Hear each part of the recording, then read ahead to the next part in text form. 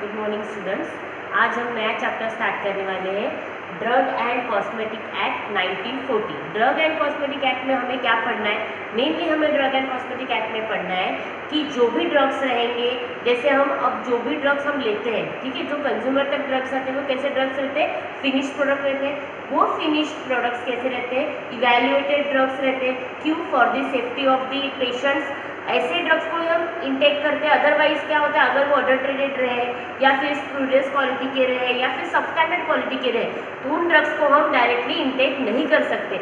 ऐसे कंडीशन में अब ऐसा है कि DHC एक्ट में, means drug and cosmetic act में, हम मेनली देखेंगे कि जो भी ड्रग्स का इंपोर्ट हो रहा है, एक्सपोर्ट हो रहा है, मैन्युफैक्चरिंग हो रहा है, सेल हो रहा है, सेल हो रहा है, स्टॉक्ड हो रहा है, एग्जीबिटेड हो रहा है, जो भी ड्रग्स है उनकी जो सारी प्रोसीजर रहेंगी, डिस्ट्रीब्यूशन हो रहा है, वो जो भी डिस्ट्रीब्यूशन की चेन रहेगी, मैन्युफैक्चरिंग की चेन रहेगी, मीन्स जहाँ से वो ड्रग मैन्युफैक्चर हुआ वहाँ से लेकर के जब वो कंज्यूमर के हाथ में पहुँच रहा है, वहाँ तक जो भी चेन रहेगी, वो जो चेन रहेगी उसमें कुछ अडल्ट्रेशन तो नहीं हो रहा है, या फिर स्प्यूरियस क्वालिटी के ड्रग्स तो नहीं आ रहे, या फिर सबस्टैंडर्ड क्वालिटी के ड्रग्स तो नहीं आ रहे। इन सबको हमें रेगुलेट करना है, मीन्स हमें पूरी प्रोसेस को रेगुलेट करना है। ड्रग्स एंड कॉस्मेटिक्स के लिए जो भी एक्ट्स बनेंगे वो सब एक्ट्स किसमें आएंगे? इस चैप्टर में। मीन्स हम इसमें ड्रग्स के लिए भी एक्ट्स देखेंगे और जो भी कॉस्मेटिक प्रिपरेशंस रहेंगे उनको भी इसी में देखा जाता है, ठीक है। लेकिन मेनली हम इसमें क्या देखेंगे, जो भी ड्रग्स रहते हैं वो कैसे सेल किए जाते हैं, मैन्युफैक्चरिंग किया जाता है, देन उसके ऊपर अगर हमें इंस्पेक्शन करना है तो वो कौन करता है, वो प्रोसीजर्स कैसे होती है, ये सारी जो भी बातें हैं हम DHC एक्ट में देखेंगे। और हमारे सब्जेक्ट का सबसे बड़ा चैप्टर मीन्स DHC एक्ट है। विंटर, अभी जो भी विंटर हुआ था 2019 में, सबसे ज़्यादा क्वेश्चन DHC एक्ट पे पूछे गए थे। हाँ, वैसे भी सबसे ज़्यादा क्वेश्चन DHC एक्ट पे ही पूछे जाते हैं, लेकिन 44 मार्क्स का आउट ऑफ 80 44 मार्क्स के क्वेश्चन जो थे वो DHC एक्ट पे पूछे गए थे। मीन्स आप इसमें से अंदाज़ा लगा सकते हो कि ये चैप्टर कितना इम्पोर्टेंट है। अगर आपका ये चैप्टर आसानी से हो जाता है हर एक क्वेश्चन, तो आप हार्डली मीन्स आपको पासिंग मार्क्स तो मिल ही जाएंगे, ऐसा रहेगा ये चैप्टर, ठीक है। अगर आपने ये चैप्टर पूरा कर लिया, एक भी क्वेश्चन ना छोड़ते हुए, तो आपका पासिंग मार्क्स तो हो ही जाता है, ठीक है, एक चैप्टर करने से। बाकी के जो इसके बाद के चैप्टर हैं वो सब छोटे छोटे चैप्टर है, लेकिन सबसे बड़ा चैप्टर ये है DHC एक्ट। तो चलो स्टार्ट करते हैं DHC एक्ट। सबसे पहले हम देखेंगे इंट्रोडक्शन। अब इंट्रोडक्शन में क्या रहेगा? इंट्रोडक्शन में हमें देखना है कि मेनली ये एक्ट में क्या हो रहा है, क्यों ये एक्ट बना। जैसे the act regulate the import of drugs into India. क्या कर रहा है? वो रेगुलेट कर रहा है, जो भी इंपोर्ट हम कर रहे हैं इनटू इंडिया के लिए वो हम रेगुलेट कर रहे हैं, so that no substandard spurious drugs will be find its way in country. Means हम ये देख रहे हैं कि जो भी ड्रग्स हम इंडिया में इंपोर्ट कर रहे हैं, वो ड्रग्स जो रहेंगे वो सबस्टैंडर्ड क्वालिटी के ना हो और स्प्यूरियस क्वालिटी के ना हो। सबस्टैंडर्ड क्वालिटी मीन्स जैसे उसका स्टैंडर्ड रहेगा उससे कम क्वालिटी के ना हो, या फिर स्प्यूरियस ड्रग्स मीन्स रहेंगे कि जैसे हम इवैल्यूएशन टेस्ट करते हैं, तो उसमें हमें पता चल जाता है कि जो भी ड्रग्स है वो सेफ है या नहीं, या फिर वो फिनिश्ड प्रोडक्ट्स है या नहीं। लेकिन अगर स्प्यूरियस क्वालिटी के ड्रग्स में हम देखेंगे तो वो अनफिनिश्ड प्रोडक्ट्स भी रह सकते हैं, बराबर प्रोसेस किए हुए प्रोडक्ट्स नहीं रह सकते, वो रहेंगे स्प्यूरियस क्वालिटी ड्रग्स, ठीक है। तो हमें क्या करना है कि रेगुलेट करना है, किसे रेगुलेट करना है? इंपोर्ट को रेगुलेट करना है। किसमें? इंडिया में। कौन से टाइप के ड्रग्स? सबस्टैंडर्ड और स्प्यूरियस ड्रग्स को हमें हमारी कंट्री में जगह नहीं देनी, हमें प्लेस भी नहीं देनी है। Then the act regulate the manufacturing provisions and rules to control the over the manufacturing of substandard drugs. Means इस एक्ट में हमें ये भी देखना है कि मैन्युफैक्चरिंग अगर हो रहा है तो उस पर भी हमें प्रोविजंस लगाने, कंट्रोल लगाना है कि जो भी मैन्युफैक्चर हुआ हुआ ड्रग रहेगा वो सबस्टैंडर्ड क्वालिटी का नहीं रहेगा, वो एकदम फिनिश्ड प्रोडक्ट रहेगा, और जो भी अगर कंज्यूमर के लिए बना रहे हैं वो सेफ ड्रग रहेगा, ओके। देन हम देखेंगे उसका ऑब्जेक्टिव मीन्स क्या होगा कि ये एक्ट क्यों बना, उसमें मेन क्या है, क्या हम इस एक्ट में पढ़ने वाले हैं। तो क्या पढ़ने वाले? The DHC act was passed in 10th अप्रैल। कब पास हुआ है? 10th April 1940। कब पास हुआ? 10th April 1940 with a main object, कौन से ऑब्जेक्ट के साथ? To regulate the import, manufacture, sale, distribution of drugs. Means import को देखेंगे या फिर मैन्युफैक्चर को रेगुलेट करेंगे या फिर सेल या फिर distribution of drugs and cosmetics. हम इसमें क्या पढ़ने वाले हैं? मेन ऑब्जेक्ट क्या है इसका कि रेगुलेट करना है। क्या रेगुलेट करना है? Import, manufacture, sale and distribution of drug and cosmetics. ठीक है, तो ये कब पास हुआ था? 10 अप्रैल 1940। ये क्वेश्चन आपको 2 मार्क्स के लिए पूछा जाता है। मीन्स अगर आपको ऑब्जेक्टिव का क्वेश्चन आया तो वो 2 मार्क्स के लिए पूछा जाता है। ओनली फॉर 2 लाइन्स के लिए आपको 2 मार्क्स मिल सकते हैं इजीली, अगर आप ऑब्जेक्टिव लिख रहे हो। ठीक है, तो ऑब्जेक्टिव में आपको इतना लिखना पड़ेगा। ओके, देन उसके बाद हम शिफ्ट होंगे शेड्यूल्स टू द एक्ट। अब schedules to the act means क्या होगा कि अगर हमने कहा कि हमें प्रोसेसिंग मैन्युफैक्चरिंग, डिस्ट्रीब्यूशन, सेल, जो भी इसका ये रहेगा डिस्ट्रीब्यूशन वगैरह, वो सबको हमें रेगुलेट करना है। ठीक है, वो सब हमें रेगुलेट करना है, तो उसके लिए हमें कुछ एक्ट्स लगेंगे, कुछ शेड्यूल्स लगेंगे। मीन्स हम क्या करेंगे? सबसे पहले कैटेगरी वाइज डिवाइड करेंगे हर एक ड्रग्स को। जैसे पॉइजनस ड्रग्स अलग रहेंगे, आयुर्वेदिक ड्रग्स अलग रहेंगे, सिद्धा यूनानी के ड्रग्स अलग रहेंगे, एलोपैथिक मेडिसिन अलग रहेगी, होम्योपैथिक मेडिसिन अलग रहेगी। इन सबको हम क्लासीफाई करेंगे, अलग अलग क्लास में डिवाइड करेंगे। उसके बाद उसका मैन्युफैक्चरिंग, इंपोर्ट एंड रेगुलेशन जो भी करना है वो करेंगे। लेकिन उससे पहले हमें उसे क्या करना पड़ेगा? कैटेगरी करना पड़ेगा। मीन्स अगर कोई ब्लड रिलेटेड प्रोडक्ट्स है तो उसे अलग कैटेगरी में रखेंगे। अगर कोई अगर हम ऑर्थोपेडिक कुछ ड्रग्स है तो उसे अलग कैटेगरी में लेंगे। अगर आई, नोज, ईयर के लिए अगर कुछ ड्रग्स है तो उसे अलग कैटेगरी में रखेंगे। मीन्स हम यहाँ पे क्या कर रहे हैं कि क्लासिफिकेशन कर रहे हैं हर एक ड्रग्स का according to their use. Okay, तो सबसे पहले हम देखेंगे इसमें first schedule and second schedule. ठीक है, एक बात ये भी है कि जब पेपर आता है तो पेपर में 2 मार्क्स के लिए शेड्यूल्स भी पूछे जाते हैं।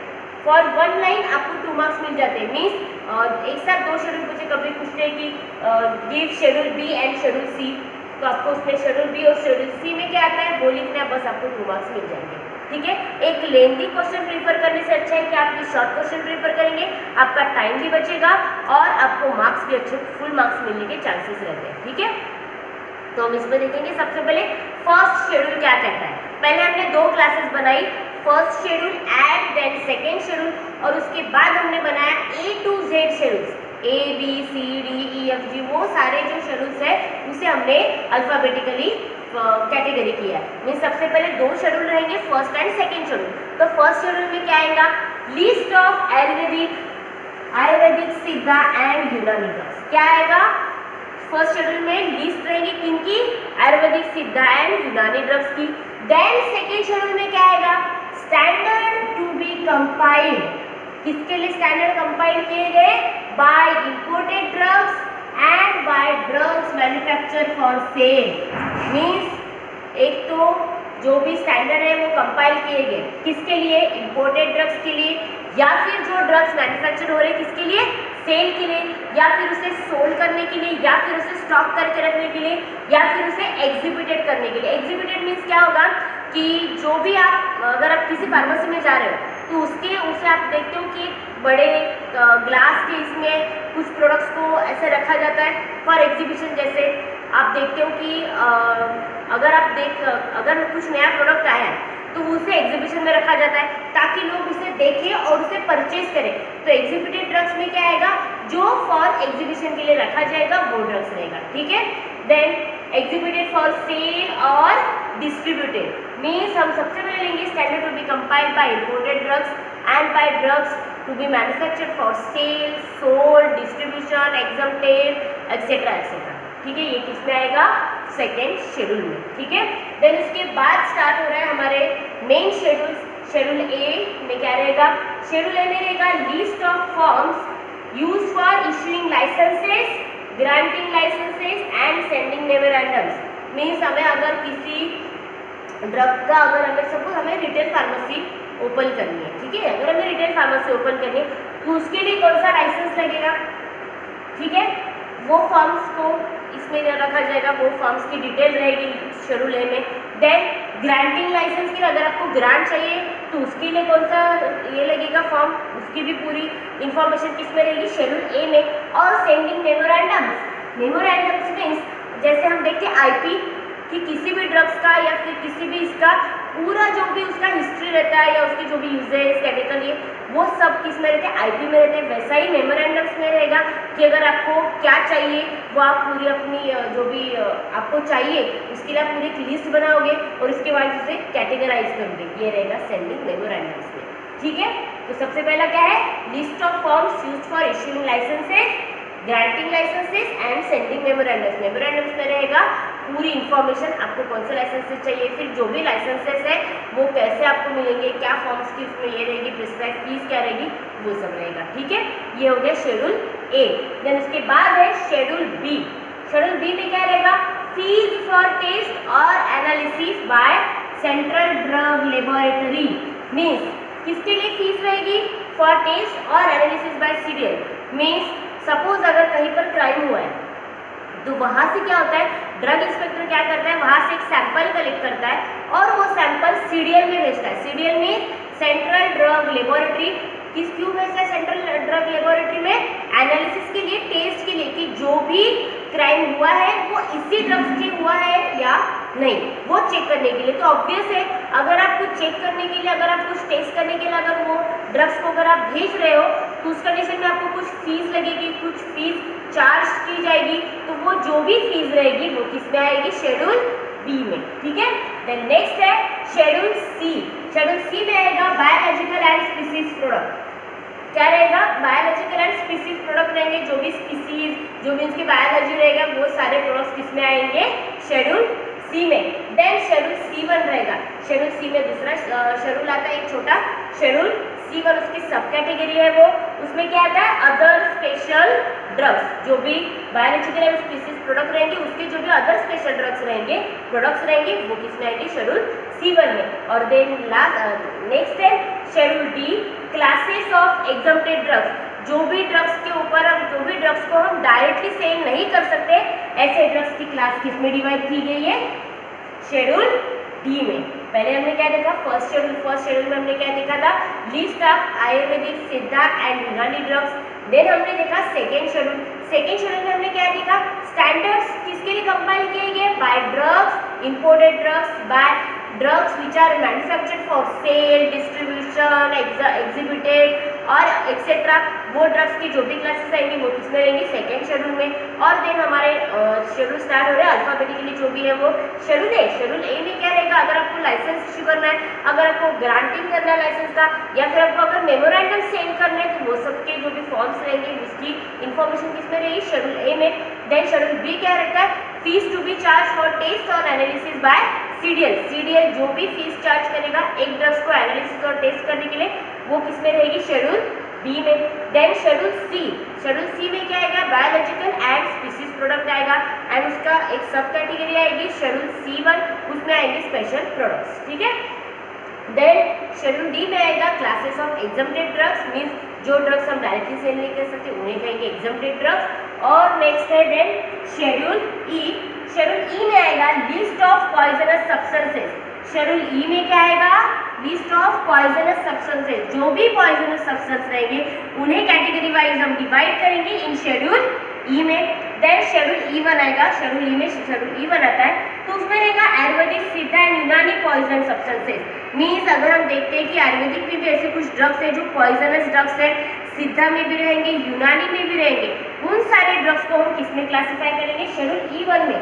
लेकिन फॉर एलोपैथिक मेडिसिन जो भी पॉइजनस ड्रग्स रहेंगे वो किसमें आएंगे, शेड्यूल ई में आएंगे। और शेड्यूल E1 में क्या आएगा, लिस्ट ऑफ आयुर्वेदिक, सिद्धा एंड यूनानी पॉइजनस ड्रग्स आएंगे। ओके, ये हो गया हमारा शेड्यूल्स टू द एक्ट। हमें और भी शेड्यूल्स पढ़ने हैं, पूरे Z तक शेड्यूल्स पढ़ने हैं। वैसे शेड्यूल A, B वगैरह इतना पूछा नहीं जाता है, लेकिन जो शेड्यूल M रहता है, J रहता है, N रहता है, वो बहुत इंपॉर्टेंट शेड्यूल्स है, वो हर बार 2 मार्क्स के लिए पूछे जाते हैं। तो आपको सारे शेड्यूल एक बार गो थ्रू होना पड़ेगा, तब जाकर आपको याद रहेगा।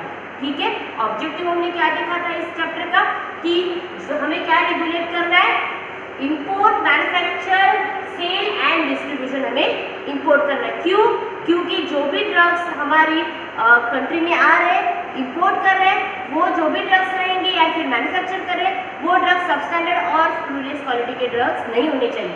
ये हो गया हमारा ऑब्जेक्टिव। और उसके बाद हमने पढ़ा था schedules to the act. Okay, thank you.